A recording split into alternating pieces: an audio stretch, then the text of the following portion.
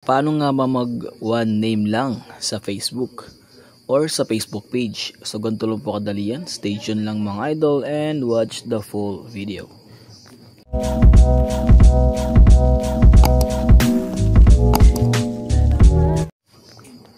Okay, so hello po mga idol. So welcome back again sa ating channel. So for today's video, I'm gonna share you mga lods. I'm gonna share to you mga lods kung paano ka pa mag one name sa Facebook. So napakaganda rin kasi talaga tingnan if one name ang Facebook lang, di ba? So di naman po mahirap gawin yun, okay? Ang kailangan mo lang dito syempre, kung gusto mo talaga malaman kung paano ginagawa yun, watch mo po yung full video from start to end, okay? And huwag nyo pong i-skip kasi baka may ma-miss kayong important notes doon. So, pero bago yun, if bago pa lang kayo sa aking channel, subscribe mo na lods. And kapag nakapag-subscribe ka, comment mo sa baba subscribe dahil malay mo, isa ka sa mga pili kung manalo ng pag-giveaway natin if umabot na tayo ng 15k subscribers. Okay? Kaya ako sa lods, subscribe mo na yan. Thank you so much. Okay, so start na tayo kagad na ipatagalin pa, no? Okay, so unang-una sa lahat, please paki-update mo na ang Facebook. Okay, so paano mag-update ng Facebook? Punta ka lang Play Store. Tapos dito type mo lang dito literal yung Facebook. Ayan, Facebook. Ngayon kung open ang nakalagay dyan, meaning yan, ang Facebook mo is updated. Pero kung hindi naman open, or may nakalagay dyan na update, meaning yan, need be update ang Facebook mo. Okay? So, ngayon, assuming is nakapag-update ka na ng Facebook, so meaning nun, goods na and we are good to go na, di ba? So, ang kailangan mo lang gawin dito is, syempre, open natin ang Facebook natin. Okay? Open na natin yan, idol. Okay, so here we go. Na-open na ang Facebook. So, ang next step na gagawin natin dito is, ganito, simple lang. Puntahan mo lang dito yung profile mo. Okay, so, click mo to. Ayan. Ayan, pagkatapos is, okay. Pagkatapos is meron dyan ito settings sa taas or pwede rin naman dito sa baba, settings and privacy. So choose natin tong settings and privacy. Ayan, kung makita mo dito is meron siyang different settings. Click mo or focus ka lang sa settings. Ito to. Ayan, click mo yan.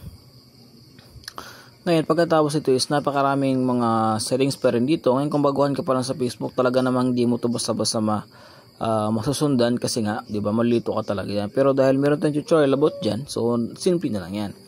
Kung makita mo may Meta Account Center diyan. Click mo yung Meta Account Center na yan. Ito, kung makita mo dito, ito yung mga tawag dito, different settings sa Meta Account Center o sa Account Center. So click mo tong profile mo or profiles. Ayan. So sa profile, click mo rin itong mismong Facebook account mo. Click mo yan. Okay. So ayan, kung makita mo dito is meron tayong name, username, profile picture, avatar. So, focus ka dito sa name. Click mo yung name. Ayan. Ngayon, lods, kung makita mo, ito is, meron tayong, tawag dito, meron tayong nakalagay na use for two profiles sa Instagram mo, pati sa Facebook mo. So, kung makita mo sa first name and sa last name. Okay. So, paano nga ba? Okay. Paano nga ba tawag dito, one name lang sa Facebook. So yan, example ito ang first name natin. Ngayon gagawin ko na siyang yan. Pagkatapos yan yung first name natin, 'di ba? Katapos load sa last name, ito. Ang gagawin mo sa last name is space mo lang yan. Okay? Kasi magmimimic na yan siya na parang may tinype ka na rin dyan. So, ngayon, ang gagawin mo dito is click mo tong review changes. Let's see if gagana.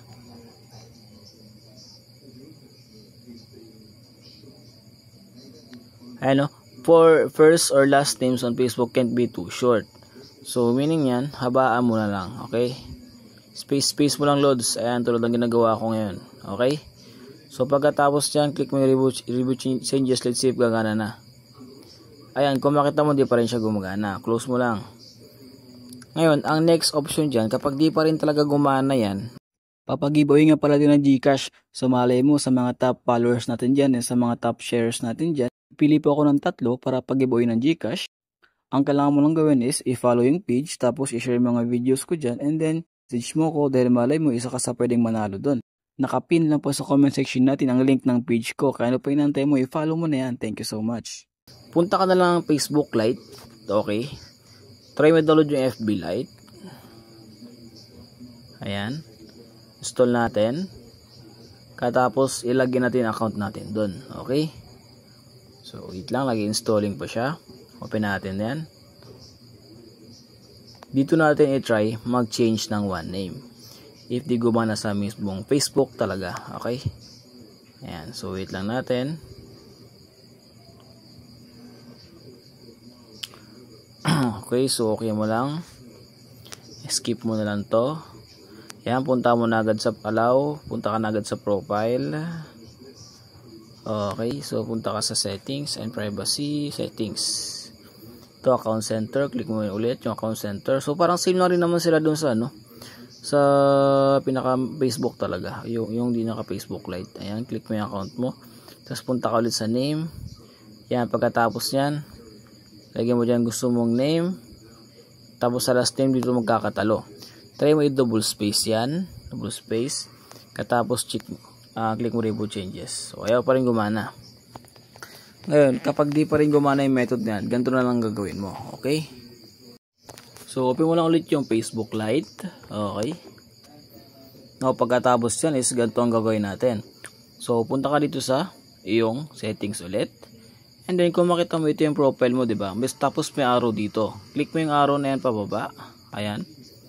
And then, ito, kung makita mo sa lahat ng mga account na yan, diba? Puro mga 2 names yan. Hindi siya hindi siya sa single name, diba? So, ang gagawin natin is ganito lang. Click mo tong need mo na mag-create ng bagong profile. Okay, so kung gusto mo talaga ng one name, dapat gumawa ka na ng one profile or another profile.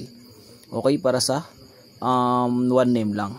So ang struggle lang kasi dito is need mo pa mag-add ulit ng mga friend, need mo pa ulit, kumbaga back to zero ka, ganun.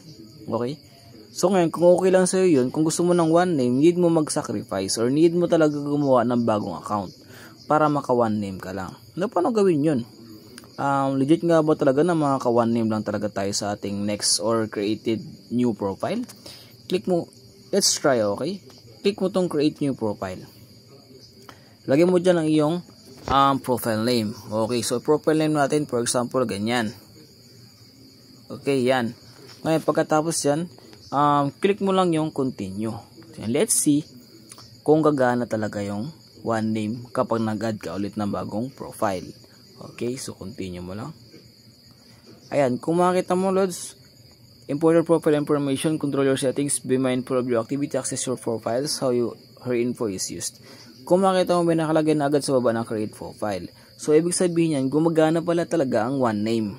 Okay, kapag ka ganun na halos hindi nga siya ma-edit sa old Facebook account mo, hindi siya pwedeng i-one name kasi need talaga two names talaga kasi kapag nasa profile mo. So may paraan din naman siguro yun, pero pag-aaralan pa natin kung paano talaga i-edit yung ganun or kung paano talaga makaroon ng one name. So as of now, ito yung paraan para makagawa ka ng one name lang, which is need mo gumawa ng bagong mong profile. Okay, so click mo lang tong create new profile. Ayan, kung makita mo gumana siya. Okay, ayan, tapos dito mo na i-set up yung profile mo. So sa akin, hindi ko na ito i-set up kasi tawag dito, mapapatagal lang. So gusto ko lang naman dito ipakita sa inyo kung paano gumawa ng one name sa Facebook. Click mo lang yung not now. As of now, not now muna natin. So next tayo. Okay, so anong group na gusto natin papasukan? So pang-check muna natin yung mga yan. Tapos next natin. Okay, so okay, so sa mga ilalike, ipag-unlike muna natin yung mga yan. Kasi saka mo na i-set up if sure ka na talaga na naka one name ka lang. So finish natin. Ayan, kung makita mo, Lods, one name lang yan, di ba? Ganoon na kadali yun. So napakasimple lang gumawa ng one name. Ang kailangan mo lang is tawag dito, gumawa ka ng sariling, ng bagong profile para makagawa ka rin ng tawag dito ng one name profile lang. Ito na ginawa kanina. Pero gawin mo po yun sa Facebook Lite. Okay, di ko pa kasi na-try gawin yun sa mismong Facebook talaga. Yung di naka-lite, yung like yung Facebook mismo. So natatry ko lang po siya gawin sa Facebook Lite lang. Hindi ko pa siya natry gawin sa mga tawag dito Facebook main. Okay? So tinatawag nating main na Facebook. Ayan, kung makita mo, one name lang yan. Okay? So try natin to i-view as, or kapag in-stock ka, ganito makikita sa'yo. Ayan, no? O ba? One name lang. Tapos pili ka na i-add friend. See? Tapos naka one name ka lang. Diba? Ang galing. So, ano nga ba ulit yun? Nag-try tayo sa Facebook main pero hindi gumana. Tapos nung lumipat tayo sa Facebook Lite, tapos kumuha tayo ng sariling profile, gumana na siya. Diba? So, ibig sabihin pala, ang paraan lang pala para magawa ka ng one name is need mo lang mag-Facebook Lite and kumuha ka ng sariling profile. Okay? So, automatic na rin naman na ma-add yun diba? So, ganoon kadali yun. So, automatic na rin na ma-add yung mga friend mo dati kasi automatic sinasuggest na rin naman. Okay? Okay, so yun lang naman mga idol. So, di ka problema sa paghanap ng mga friends mo kasi automatic si Facebook na mismo mag-suggest sa'yo ng mga friends mo dati. So, ipang-add mo na lang. Okay, so yun lang mga lods. If you like the video, please leave a like. Sana may natutunan kayo, no? Bye. See you sa akin next video.